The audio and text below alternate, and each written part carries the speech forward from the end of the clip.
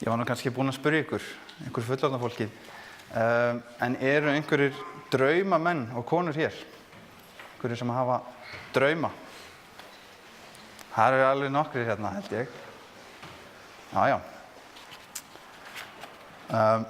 Ég nú reynda sjálfur þannig að þegar mig dreymir þá man ég það yfirleitt ekki. Þannig að ég man yfirleitt ekki eftir draumum, en ég hef lent í nýlega, ég hef munað eftir nokkrum draumum. Ég hef kannski ekki fengið ráðningar á þeim samt, en enga síður kannast við þetta. En ævi Jósefs, hún var kannski, gætum við sagt, þyrnum stráð, en það ljóst að draumar hans, þeir rættust að lokum. Mig langar til þess að í dag fara hratt yfir ævi hans og draga fram 2 mikilvæg lærdómsatriði úr sögu hans sem getur reynst okkur mikilvæg í lífi okkar. Því að ef til vill hefur okkur dreymt eða við höfum lent í erfiðum aðstæðum eins og hann. En áður en við höldum áfram, þá skulum við lúta höfði í bæn. Kæri himneski Faðir, ég bið þig að vera með okkur hér í dag. Ég bið þig að leiða og vernda. Ég bið þig að orð sem ég mun mæla hér í dag megi aðeins vera frá þér. Ég bið þig að vera blessun okkur til handa. Og ég bið þig að leiða þinn heila anda til að vera hjá okkur og tala til okkar í Jesú nafni. Amen. En það er ljóst að saga Jósefs byrjar í raun og veru ekki beint á þessum atburðum sem ég var að lýsa hérna áðan í barnasögunni. Saga Jósefs og bræðra hans er hluti af sögu ættfeðra og spámanna Ísraels. Faðir þeirra hafði með blekkingum fengið frumburðarréttinn af bróður sínum Esau, en eftir glímunótt, þar sem hann glímdi við Guð, var Jakob nýr maður. Samt er okkur sagt að synd Jakobs og þær kringumstæður og atburðarás sem tengdist henni hefðu haft áhrif til ills. Og þessi áhrif þau komu fram í beiskum ávöxtum í skapgerð lífi sona hans.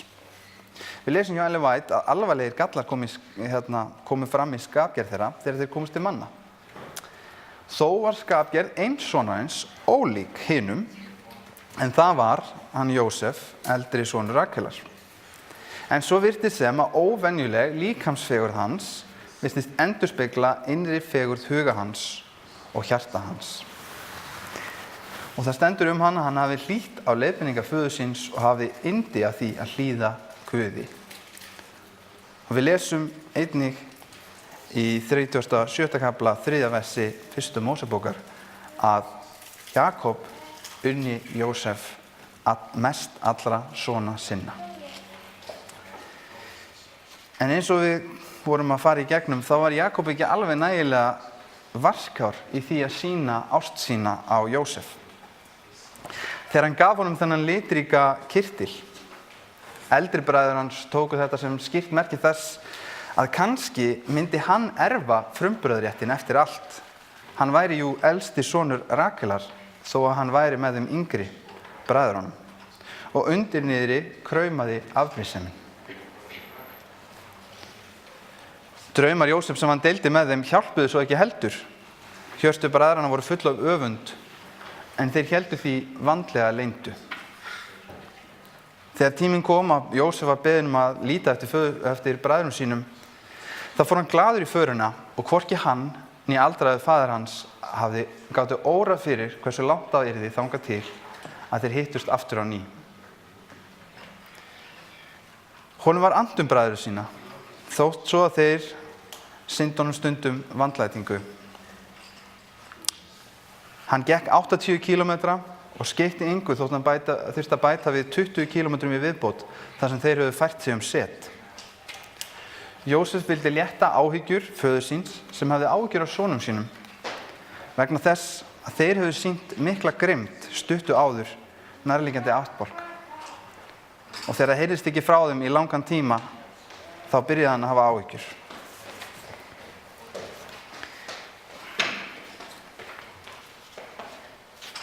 Mér langar til að lesa hérna úr Ættfeður og spámenn, en Ellen White lýsir þessari sögu ótrúlega og er þess alveg virði að lesa þessa heilu kaflana, en ég mun stökkva inn á milli og reyna að fanga atburðarásina fyrir okkur.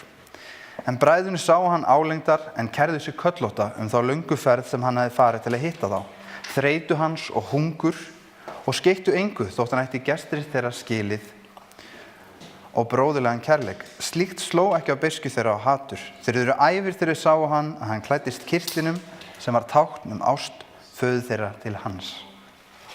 Sjá, þarna kemur draumamadurinn, sögðu þeir til að gera grín að honum. Öfund og hefnd sem þeir höfðu svo lengi borið í brjósti náði nú tökum á þeim. Förum nú til og drepum hann, sögðu þeir, og köstum honum í einhverja gryfju og segjum svo að óarga dýr hafi etið hann. Þá sjáum við hvað verður úr hans draumum. Og þeir hefðu líka gert þetta ef að Rúben hefði ekki stoppað þá af. Rúben reyndi að sannfæra þá það að það væri nóg að henda honum í gryfjuna og geyma hann þar. Rúben hafði það í hyggju að fara síðan seinna og frelsa hann úr fjötrunum. Hann vildi ekki taka þátt í morði á bróður sínum. En þetta var Rúben svo mikið mál að hann gat ekki eins og verið í kringum bræður sína því hann var svo hræddur að þeir kæmust að því hver hans raunverulegur ásetningur var, svo hann fór frá þeim til þess að þeir kæmust ekki að því. Jósef kemur til þeirra grunlaus nokkra hættu. Hann var glaður að hafa fundið það. Hann hafði farið langa leið, en fögnuður hans breyttist skyndilega þegar hann sá reiðileg og hatursfull augnarlit þeirra. Þeir gripu hann og færðu hann á kyrtlinum. Hæðnisorð og hótanir leiddu í ljós banaráð þeirra. Þeir skeittu engu innilegar bænir hans. Hann var algjörlega á valdi þessara brjáluðu manna. Þeir drógu hann að djúpri gryfju og fleygðu honum ofan í hana og gengu þannig frá að hann ætti enga möguleika á að sleppa og skildu hann þannig eftir til að deyja úr hungri en settur síðan sjálfur niður til að neyta matar.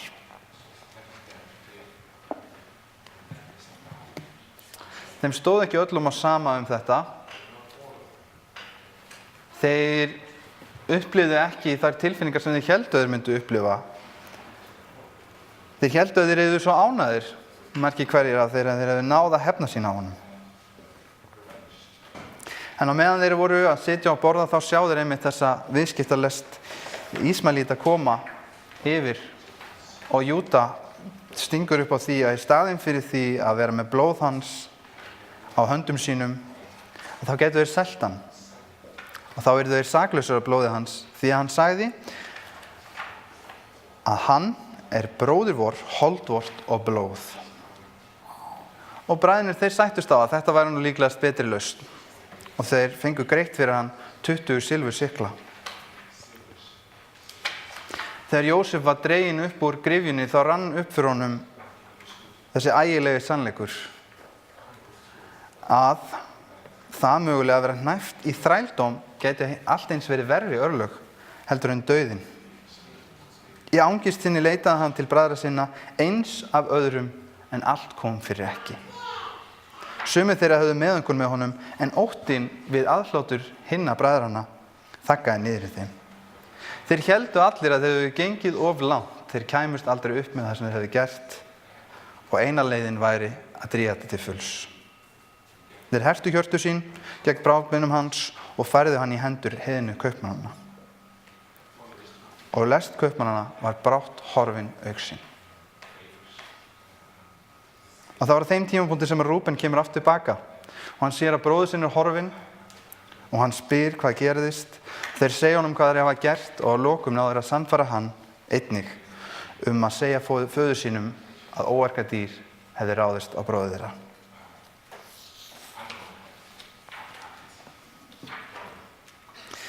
En á meðan bræðurnir voru að útskýra þetta fyrir Rúben, þá var Jósef á leiðinni til Egyptalands ásamt föngurum sínum.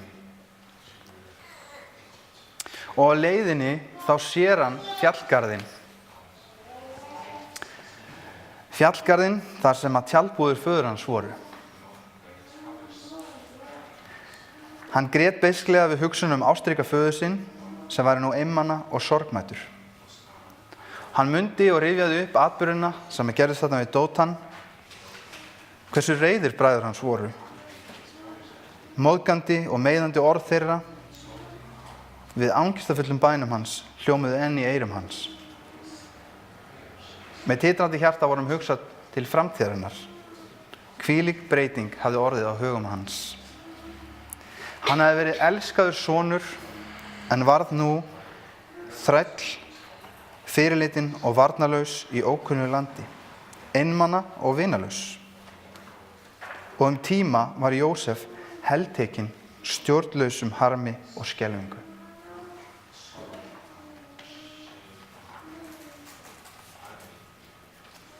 En svo Guði fyrir að þakka að jafnvel þessi reynsla varð honum til blessunar síðar.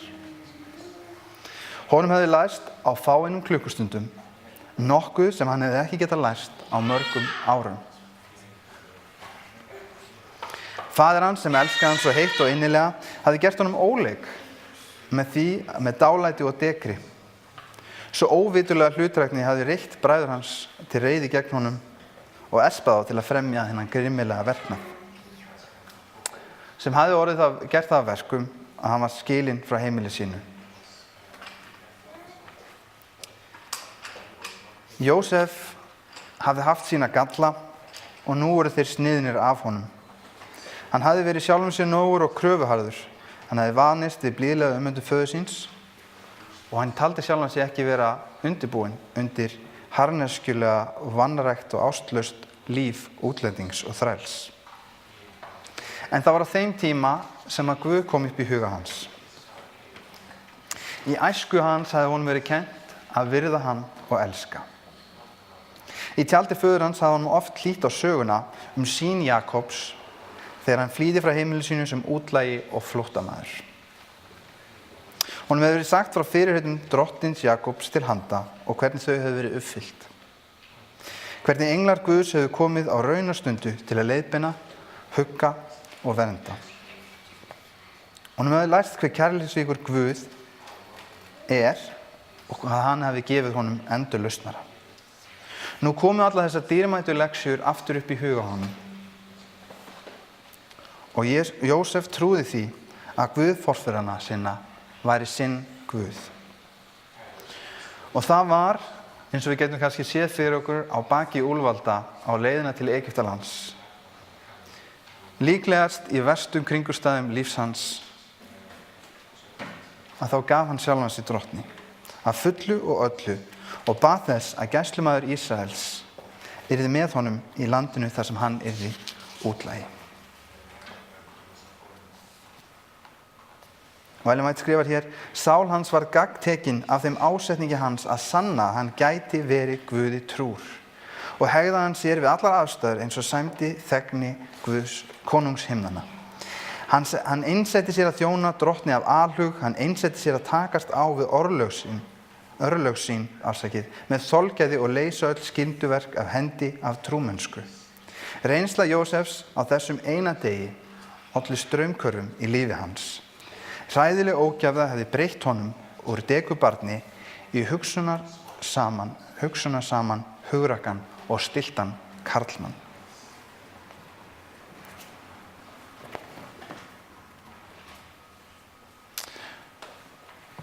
Jósef þjónaði Pótifar samviskusamlega í 10 ár. Hann hélt fast við trúmennsku sína við Guð. Hann hélt í einfaldleika þegar þær freistingar sem fylgdu skurðgoðadýrkuninni voru allt í kringum hann. Lestir ríktu hvarvetna innan sjónamáls, en hann sá þá hluti hvorki né heyrði. Hann leyfði sér ekki að festa hugann við forboðna hluti.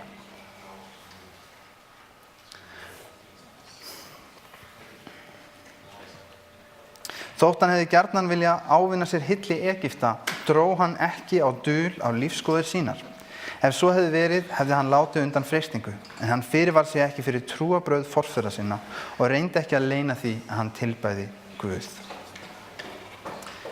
Það ljóst að öll velgengni hans Jósefs ekki bara beint kraftaverk, heldur líka mátti þakka það iðni hans og orku sem naut svo guðlegar blessunar. Jósef þakkaði Guði velmegnun sína og jafnvel skurðgoðadýrkandinn húsbóndi hans sá og viðurkenndi að það væri ástæða hans óvenjulegra velsæld. En Jósef hefði aldrei náð slíkum árangri nema fyrir staðfasta og einbeitna viðleitni. Trúmennska þjóns Guðs var honum til dýrðar. Mildi og trúmennska Jósef vann hug og hjarta lífvaraforingjans sem tók að líta á hann sem son frekar en þræl. En við vitum það að raunum Jósefs var ekki lokið þar. En átti eftir að reyna hann. Hann stóð frammi fyrir annarri freistingu. Eiginkona húsbóndans leitaði á hann. Og nú er spurning, þegar freistingin kæmi svona skyndilega og væri jafnvel svona sterk og heillandi, hvernig skyldi hann bregðast við? Jósef vissi á annar hönd voru afleiðingar þess að láta eftir freistingunni væri launung, góðvild og umbun, en á hinni hendinni væri hins vegar hneisa, fangelsi og jafnvel dauði. Öll framtíð hans var að veði á grundvelli skyndi ákvarðanar. Mundi hann láta lífsreglu sína ráða? Mundi Jósef halda trúnaði við Guð? Englar urðu vitni að þessum viðburði og þá olli þeim meira að segja ósegjanlegum kvíða. En svar Jósefs leiðir í ljós kraft lífsreglu trúans manns. Því hann vildi ekki aðeins ekki bregðast trausti húsbónda síns, heldur ákvað það að vera trúr Guði. Og hann sagði, hvernig skyldi ég aðhafast þessa miklu óhæfu og synga móti Guði?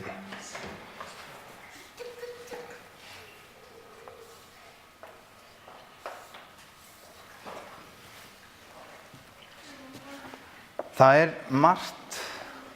margan lærdóm hægt að taka úr lífi Jósefs. En mér langar til þess að reyna að koma til tvennu til skila hér í dag.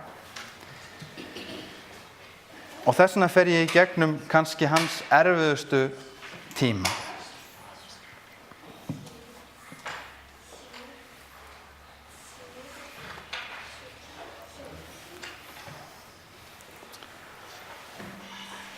En jafnvel í þessum tíma að þá sýnir hann trúmennsku Guði.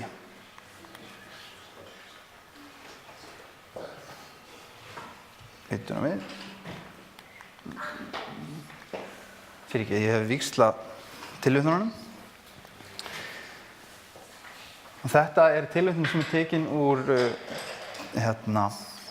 boðskapi til safnarinnar. Og ég hef sett hann hérna á ensku fyrir neðan því að ég er bara að þýða þetta sjálfur og þá svo ég sé ekki að þýða eitthvað rangt. En Ellen White skrifar, styrkur lindursöngunar samanstendur á tveimur hlutum, viljastyrk og kraft sjálfstjórnunar. Margur ungviðurinn heldur að sterkar, stjórnlausar ástríður séu styrkleikamerki í lindursöngun, en sannleikurinn er sá að hver sá sem er stjórnað af ástríðum sínum er veiklunda maður. Sönn mikilmennska og göfuleiki manna er mæld í styrktilfinninga sem menn hafa stjórn á. Ekki kraft ástríðanna til að stýra þeim. Sterkasti maðurinn er sá sem er næmur fyrir sársauka en hefur þó tök á ástríðum sínum og fyrirgefur óvinum sínum. Slíkir menn eru sannar hetjur.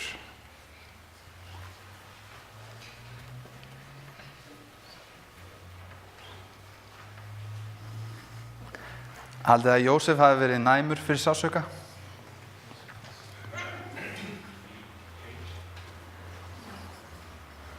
Ég hugsa það. Haldið að hann hafi þurft að hafa stjórn á ástríðum sínum?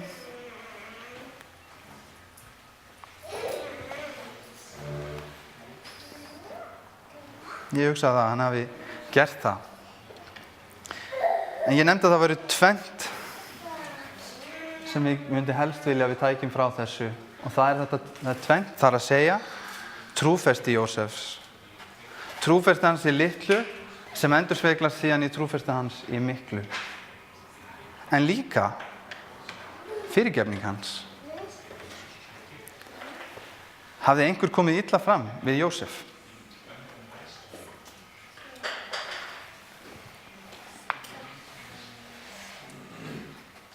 Það er nefnilega svolítið merkilegt að í þessari sögu er fyrirgefning fyrst nefnd á nafn. Jú, við sjáum fyrirgefninguna í gegnum Biblíuna á stöðum á undan þessum tímapunkti. En fyrirgefningin er fyrst nefnd á nafn í þessari sögu. Mig langar til að spyrja ykkur einfaldar spurningar.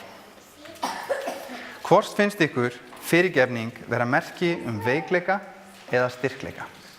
Kannski tek læruna af hérna.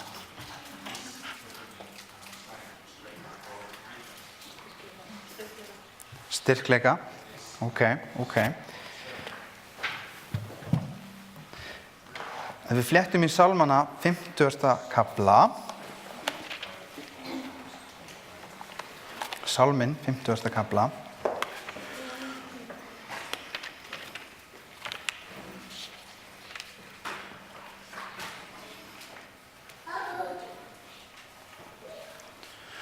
Og ég les úr 21. versi. Þú heldur að ég sé líkur þér. Getur verið að stundum þegar kemur að fyrirgefningunni þá höldum við eins og kannski bræður Jósefs þegar þeir höfðu tækifæri til þess að skipta skoðun. Þá höldum við stundum kannski að föðurinn, að Guð, hann sé svolítið líkur mér. Vissulega getur hann ekki fyrirgefið mér þetta. Ég myndi aldrei gera það.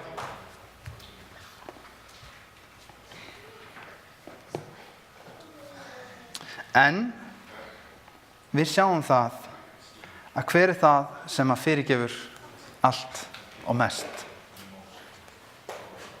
Er það ekki sjálfur Guð? Þannig að ef að við vitum, og það sem við vitum er að Guð er styrkur og hann fyrirgefur mest, þá vitum við að það er mesti styrkleikinn að geta fyrirgefið.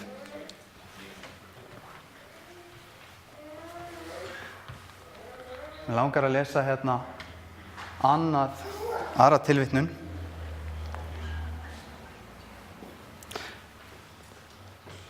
Hversu sem þeir kunna að hafa sæst okkur. Ættum við ekki að halda fast og varðveita gremju okkar, eða það væri hægt að þýða það kannski kvörtunarefni okkar. Þetta er grievance á ensku.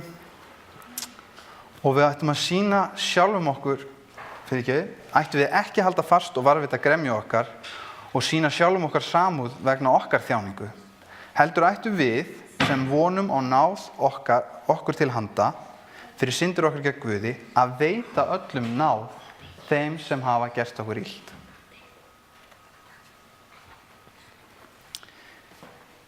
En hvað þýðir þetta?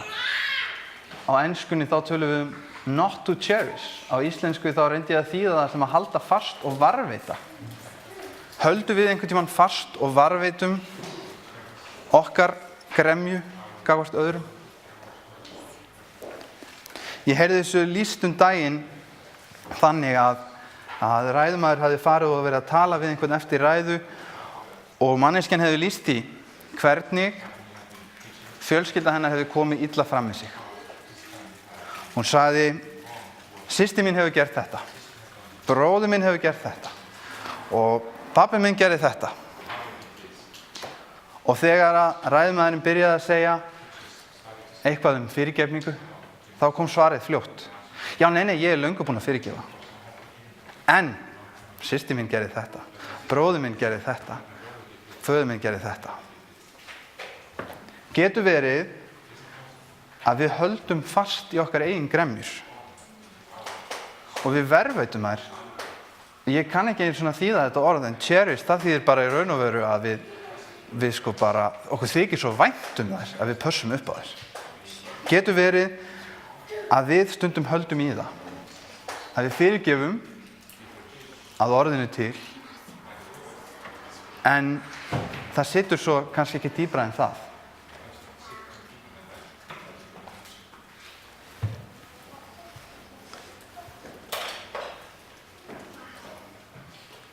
Ég held okkur sé hollt að hugsa út í það hvernig þetta virkar í lífi okkar. Af því að við vitum að fyrirgefningin, og við vorum svo heppin að við fengum hérna ræðumenn til að fjalla um fyrirgefningu heila helgi, að við vitum að fyrirgefningin er ekki fyrir hinn einstaklingin, hún er fyrir mig sjálfan. Hún er til þess að ég haldi ekki í særindi fortíðarinnar, heldur geti haldið áfram að lifa. Getið þið ímyndað ykkur Jósef á asnanum, hugsandi allt það sem bræður mínir hafa gert mér. Eða ímyndað ykkur Jósef í húsi Pótifarsar, súran í bragði og hugsa, trúið ekki enn þann dag í dag að bræður mínir gerðu með þetta. Hvernig líf haldið að Jósef hefði lifað? Ef á hverju stundu myndi hann muna eftir þessum atburðum og fari í gegnum allar þær tilfinningar sem hann upplifið þá.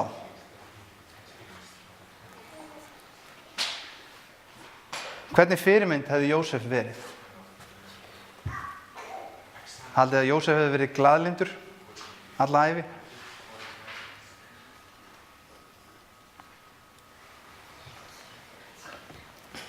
Nei, ég held að Jósef hafi fyrirgefið þeim. Og þegar hann hugsaði tilbaka til þessa atburða, þráttur hann hafi reynt bræður sínu og prófað þá til þess að vita hvort þeir hefur breyst, að þá held ég enga síður að hann hafi fyrirgefið þeim.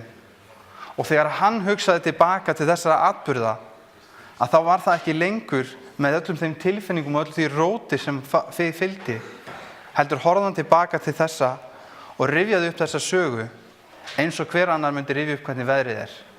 Það var ekki þannig að hann hefði gleymt viðburðunum eða atburðunum. Heldur hafði hann gleymt þeim, hvað segir maður, tilfinningarlega. Hann ætlaði ekki að leyfa þessum atburðum í fortíðinni að stjórna því hvernig hann myndi lifa lífi sínu.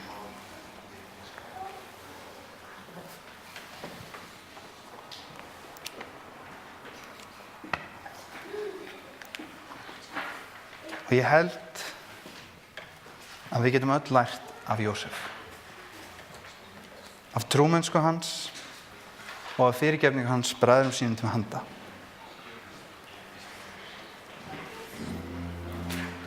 Skulum lúta höfði í bæn.